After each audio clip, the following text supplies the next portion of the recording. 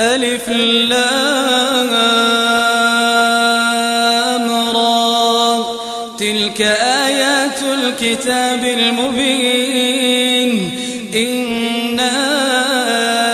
أنزلناه قرآنا عربيا لعلكم تعقلون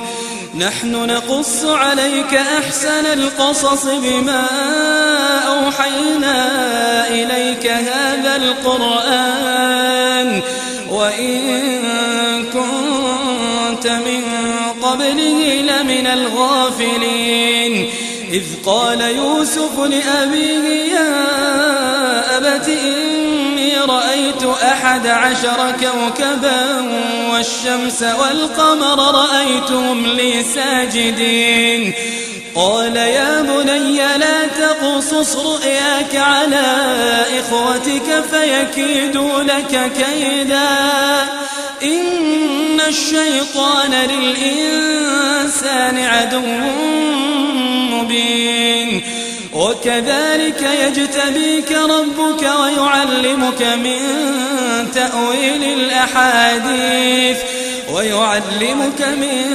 تأويل الأحاديث ويتم نعمته عليك وعلى آل يعقوب كما أتمها على أبويك من قبل إبراهيم وإسحاق إن ربك عليم حكيم لقد كان في يوسف وإخوته آيات للسائلين إذ قالوا ليوسف وأخوه أحب إلى أبينا منا ونحن عصبة إن أبانا لفي ضلال مبين اقتلوا يوسف أو اطرحوه أرضا يخل لكم وجه أبيكم وتكونوا من بعده قوما صالحين قال قائل منهم لا تقتلوا يوسف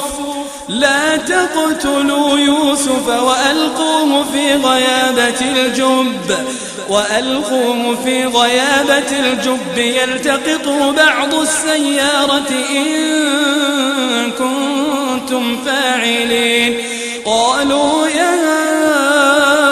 أبانا ما لك لا تأمنا على يوسف وإنا له لناصحون أرسله معنا غدا يرتع ويلعب وإنا له لحافظون قال إني ليحزنني أن تذهبوا به وأخاف أن يأكله الذئب وأنتم عنه غافلون قالوا لئن أكله الذئب ونحن عصبة إنا إذا لخاسرون فلما ذهبوا به وأجمعوا أن يجعلوه في غيابة الجب وأوحينا إليه لتنبئنهم بأمرهم هذا وهم لا يشعرون وجاءوا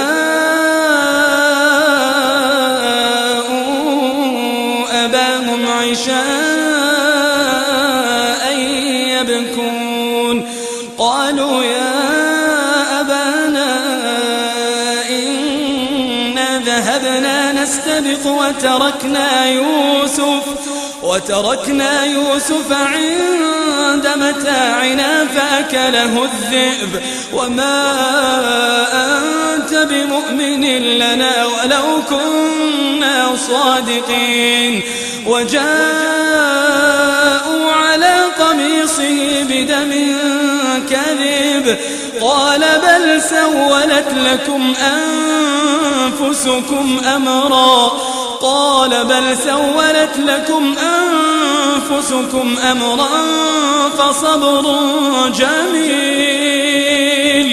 فصبر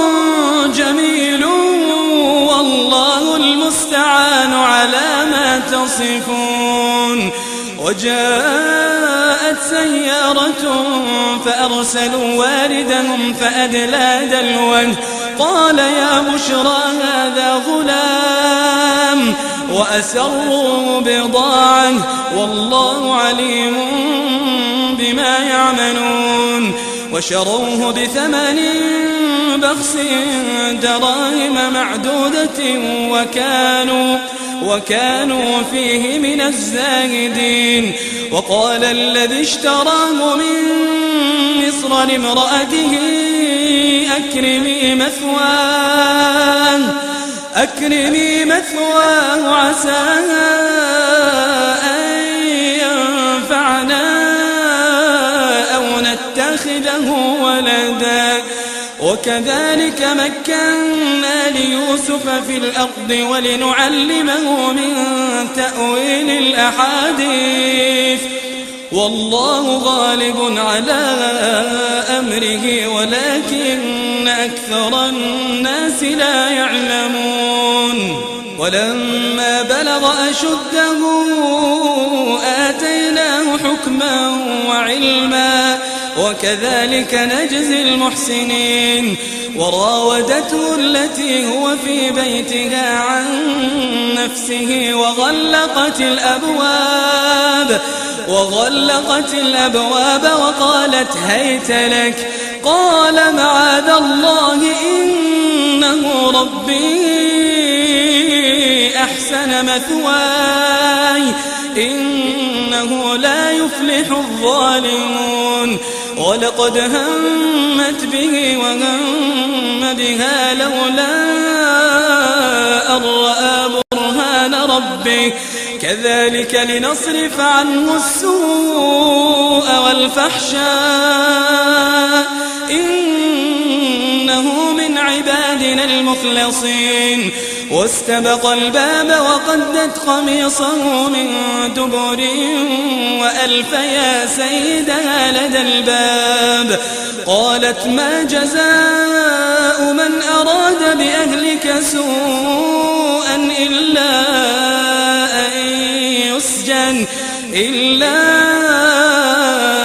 أن يسجن أو عذاب أليم قال هي راودتني عن نفسي وشهد شاهد من أهلها إن كان قميصه قد من قبل فصدقت وهو من الكاذبين وإن كان قميصه قد من دبر فكذبت وهو من الصادقين فلما رأى قميصه قد من دبر قال إنه من كيدكم إن كيدكن عظيم يوسف أعرض عن هذا واستغفري لذنبك إنك كنت من الخاطئين وقال نسوة في المدينة امرأة العزيز تراود فتاها عن نفسه قد شغفها حبا إنا لنراها في ضلال مبين فلما سمعت بمكرهن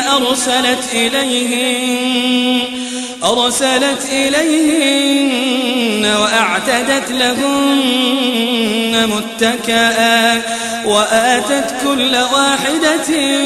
منهن سكينا وقالت اخرج عليهن فلما رأينه أكبرنه وقطعن أيديهن وقلن حاش لله ما هذا بشرا إن هذا إلا ملك كريم قالت فذلكن الذي لمتنني فيه ولقد راودته عن نفسه فاستعصم ولئن لم يفعل ما آمره ليسجنن وليكونن من الصاغرين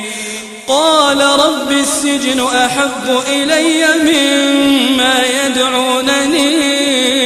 إليه وإلا تصرف عني كيدهن أصب إليهن وأكن من الجاهلين فاستجاب له ربه فصرف عنه كيدهن إنه هو السميع العليم ثم بدا لهم من بعد ما رأوا الآيات ليسجننه حتى حين ودخل معه السجن فتيان قال أحدهما إني أراني أعصر خمرا وقال الآخر إني أراني أحمل فوق رأسي خبزا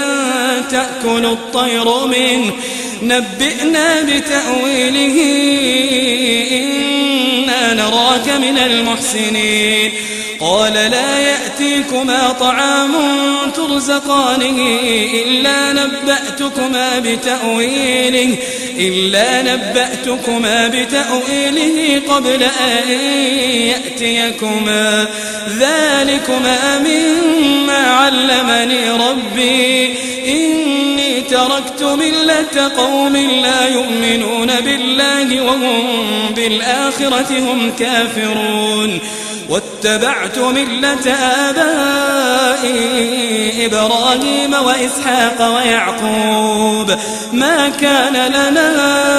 أن نشرك بالله من شيء ذلك من فضل الله علينا وعلى الناس ولكن أكثر الناس لا يشكرون يا صاحبي السجن أأرباب متفرقون خير أم الله الواحد القهار ما تعبدون من دونه إلا أسماء سميتموها أنتم وآباؤكم ما أنزل الله بها من سلطان إن الحكم إلا لله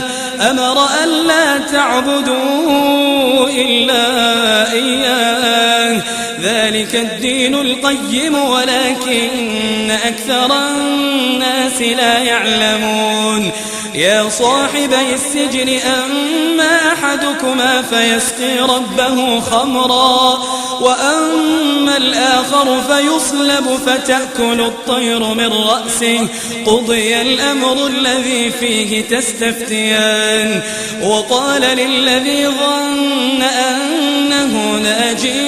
منهما اذكرني عند ربك فأنساه الشيطان ذكر ربه فلبث في السجن بضع سنين وقال الملك إني أرى 7 بقرات سمان يأكلهن 7 عجاف و7 سنبلات خضر وأخر يابسات يا أيها الملأ أفتوني في رؤياي إن كنتم للرؤيا تعبرون قالوا أضغاث أحلام وما نحن بتأويل الأحلام بعالمين وقال الذي نجا منهما وادكر بعد أمة أنا أنبئكم بتأويله فأرسلون يوسف أيها الصديق أفتنا في 7 بقرات سمان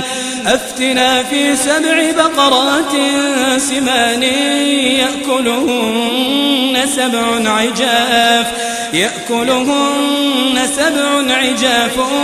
و7 سنبلات خضر وأخر يابسات لعلي أرجع إلى الناس لعلهم يعلمون قال تزرعون 7 سنين دابا فما حصدتم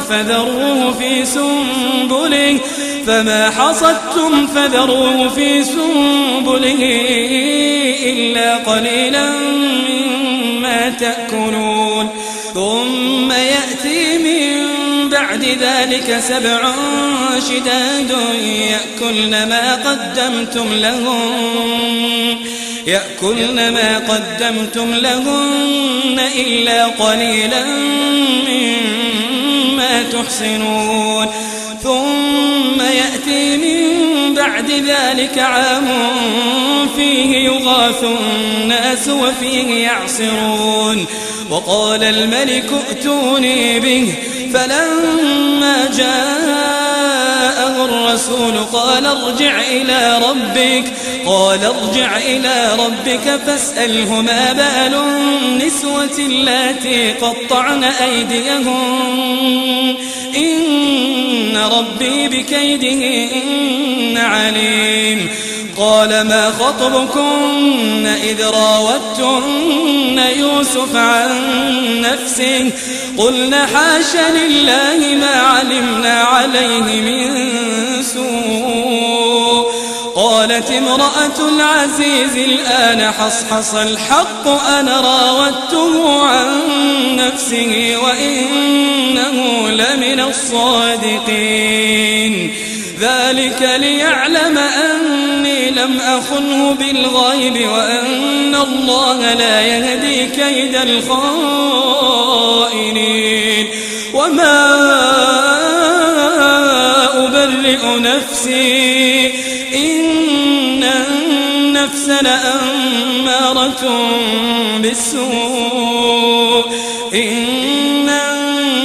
لأمارة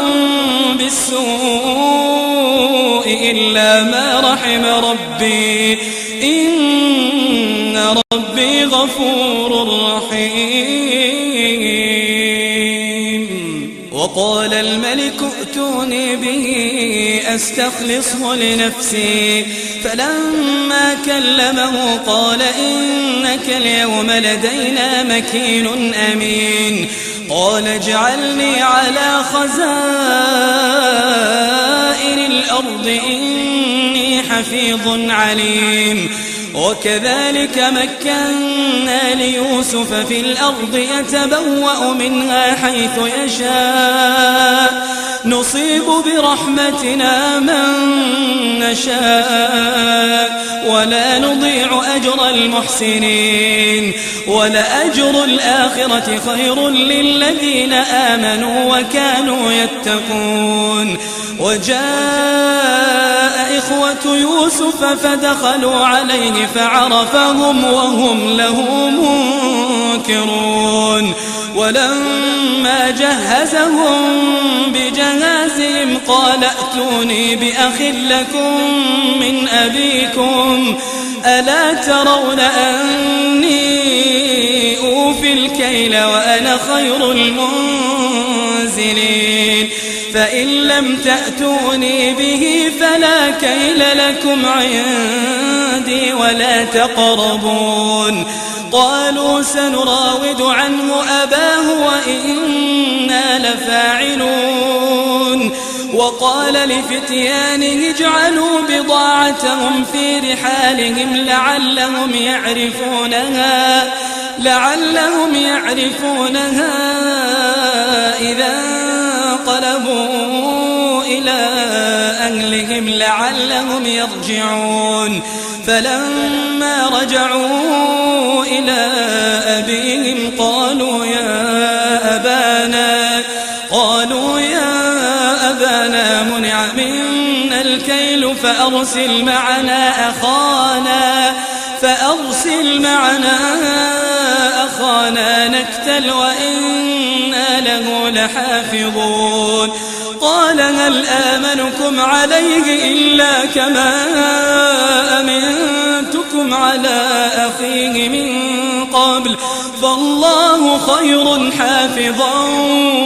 وهو أرحم الراحمين ولما فتحوا متاعهم وجدوا بضاعتهم ردت إليهم قالوا يا أبانا ما نبغي هذه بضاعتنا ردت إلينا ونمير أهلنا ونحفظ أخانا ونزداد كيل بعير ذلك كيل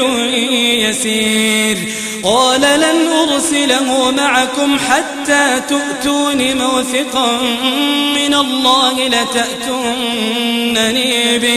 لتأتونني به إلا أن يحاط بكم فلما آتوه موثقهم قال الله على ما نقول وكيل وقال يا بني لا تدخلوا من باب واحد وادخلوا من أبواب متفرقة وما أغني عنكم من الله من شيء إن الحكم إلا لله عليه توكلت وعليه فليتوكل المتوكلون ولما دخلوا من حيث أمرهم أبوهم ما كان يغني عنهم من الله من شيء إلا حاجة في نفس يعقوب قضاها وإنه لذو علم لما علمناه ولكن أكثر الناس لا يعلمون ولما دخلوا على يوسف آوى إليه أخاه قال إني أنا أخوك فلا تبتئس بما كانوا يعملون فلما جهزهم بجهازهم جعل السقاية في رحل أخيه ثم أذن مؤذن أيتها العير إنكم لسارقون قالوا وأقبلوا عليهم ماذا تفقدون قالوا نفقد صواع الملك ولمن جاء به حمل بعير وأنا به زعيم قالوا تالله لقد علمتم ما جئنا لنفسد في الأرض وما كنا سارقين قالوا فما جزاؤه إن كنتم كاذبين قالوا جزاؤه من وجد في رحله فهو جزاؤه كذلك نجزي الظالمين فبدأ بأوعيتهم قبل وعاء أخيه ثم استخرجها من وعاء أخيه كذلك كدنا ليوسف ما كان ليأخذ أخاه في دين الملك إلا أن يشاء الله نرفع درجات من نشاء وفوق كل ذي علم عليم قالوا إن يسرق فقد سرق أخ له من قبل فأسرها يوسف في نفسه ولم يبدها لهم قال أنتم شر مكانا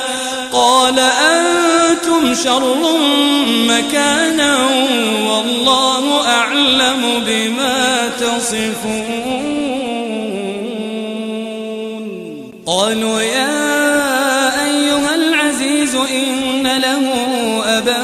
شيخا كبيرا فخذ أحدنا مكانه إنا نراك من المحسنين. قال معاذ الله أن نأخذ إلا من وجدنا متاعنا عنده إنا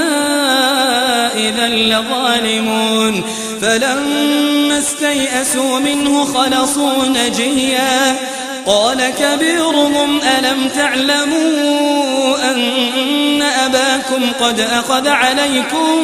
موثقا من الله ومن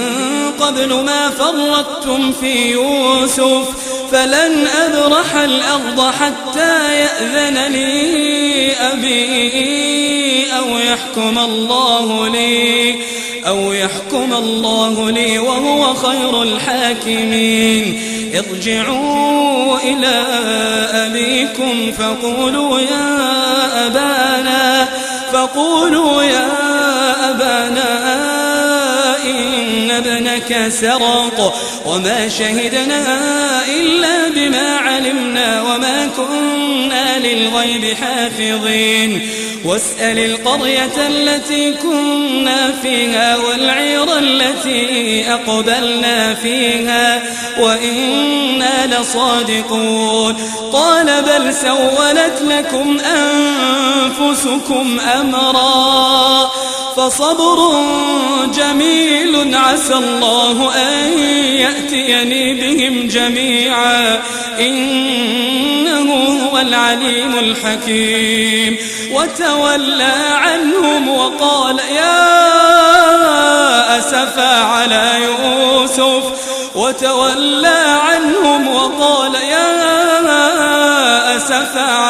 يوسف وابيضت عيناه من الحزن فهو كظيم. قالوا تالله تفتأ تذكر يوسف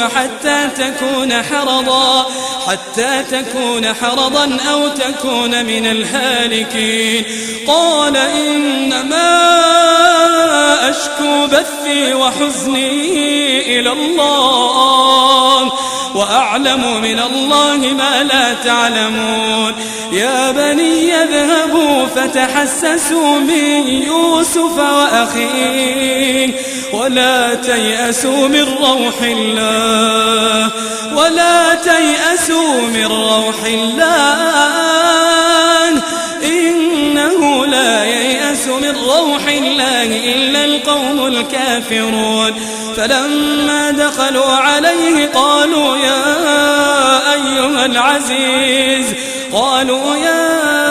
أيها العزيز مسنا وأهلنا الضر وجئنا ببضاعة مزجاة فأوفلنا الكيل وتصدق علينا إن الله يجزي المتصدقين. قال هل علمتم ما فعلتم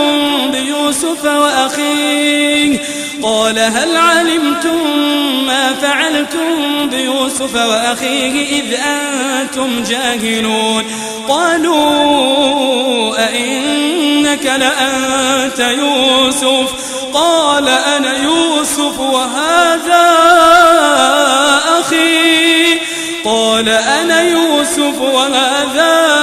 أخي قد من الله علينا إنه من يتق ويصبر فإن الله لا يضيع أجر المحسنين. قالوا تالله لقد آثرك الله علينا وإن كنا لخاطئين. قال لا تثريب عليكم اليوم يغفر الله لكم وهو أرحم الراحمين. اذهبوا بقميصي هذا فألقوه على وجه أبي يأت بصيرا وأتوني بأهلكم أجمعين. ولما فصلت العير قال أبوهم إني لأجد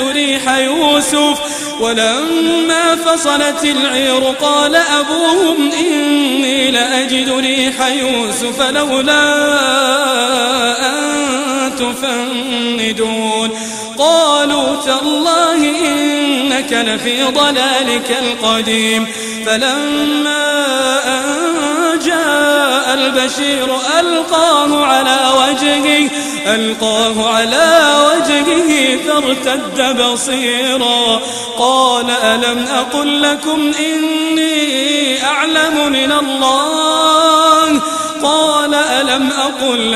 إني أعلم من الله ما لا تعلمون قالوا يا أبانا استغفر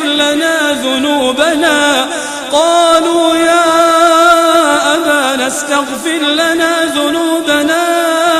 إنا كنا خاطئين قال سوف أستغفر لكم ربي إنه هو الغفور الرحيم فلما دخلوا على يوسف آوى إليه أبويه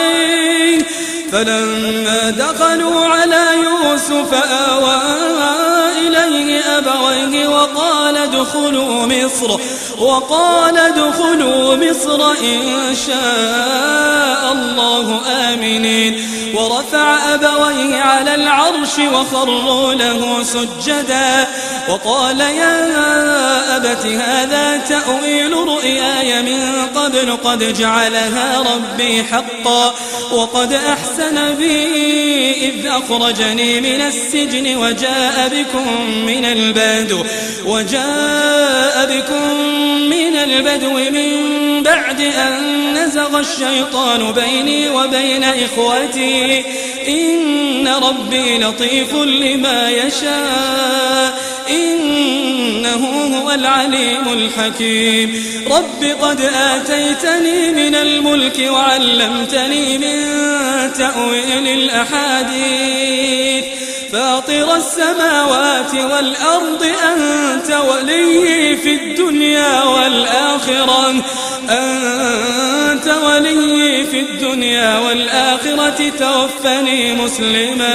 توفني مسلما وألحقني بالصالحين ذلك من أنباء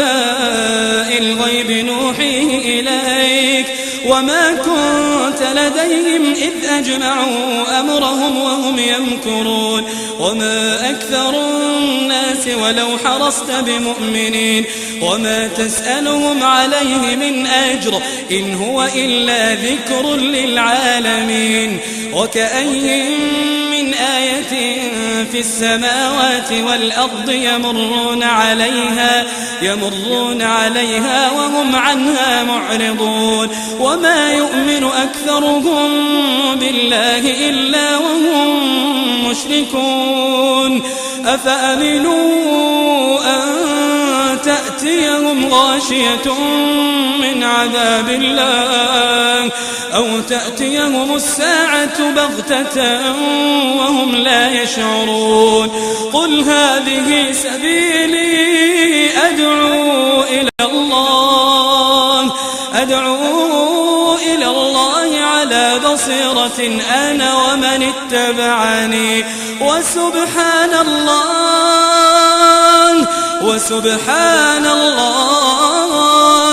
وسبحان الله وما أنا من المشركين وما أرسلنا من قبلك إلا رجالا نوحي إليهم من أهل القرى أفلم يسيروا في الأرض فينظروا كيف كان عاقبة الذين من قبلهم ولدار الآخرة خير للذين اتقوا أفلا تعقلون حتى إذا استيأس الرسل وظنوا أنهم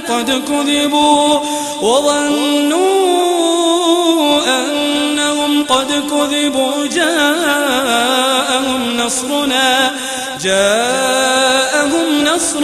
فنجي من نشاء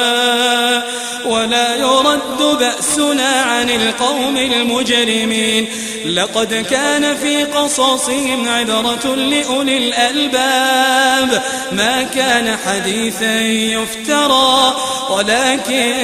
تصديق الذي بين يديه وتفصيل كل شيء وهدى ورحمة لقوم يؤمنون.